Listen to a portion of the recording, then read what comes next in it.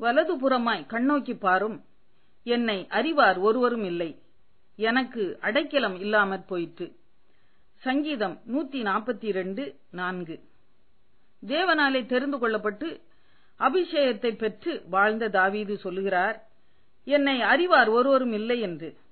நான் உடைந்த பாத்திரத்தை போலானேன் என்கிறார்.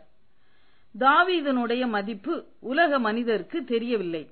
அதனால்தான் அவருக்கு அடைக்கலம் கிடைக்காமற் போயிற்று.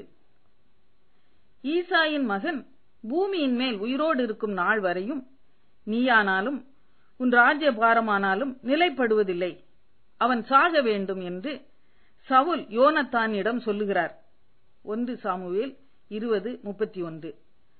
தாவீதுக்கு அடைக்கலம் இல்லாமற் போயிற்று. தாவீது என்பவன் யார்? ஈசாயின் குமாரன் யார்? தங்கள் எஜமான்களை விட்டு ஓடிப்போகிற வேலைக்காரர் இந்நாளில் அநேகர் உண்டு.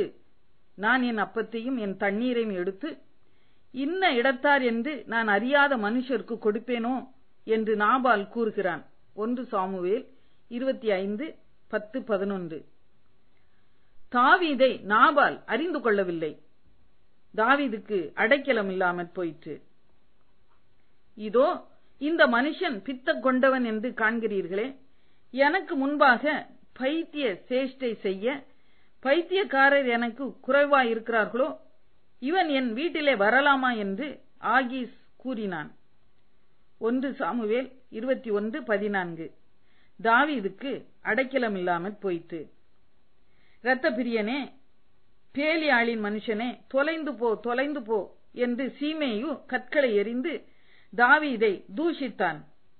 தாவீதுக்கு அடைக்கலம் இல்லாமற் போயிற்று. அதனால்தான் நீரே என் அடைக்கலம் என்று கர்த்தரை தஞ்சம் புகுந்தார், வெற்றியும் பெற்றார்.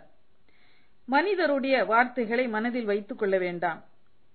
தேவனுடைய வார்த்தையை மட்டும் மனதில் கொள்வோம், வெற்றி பெறுவோம். யோசேப்பை அறியாத புதிய ராஜன் ஒருவன் எகிப்தில் தோன்றிய போது விருந்தாளிகளாக எகிப்து தேசத்துக்கு வந்த இஸ்ரவேலர் அடிமைகள் ஆனார்கள். கர்த்தரோ நுகத்தடிகளை முறித்து நிமிர்ந்து நடக்க பண்ணினார். அல்லேலுயா.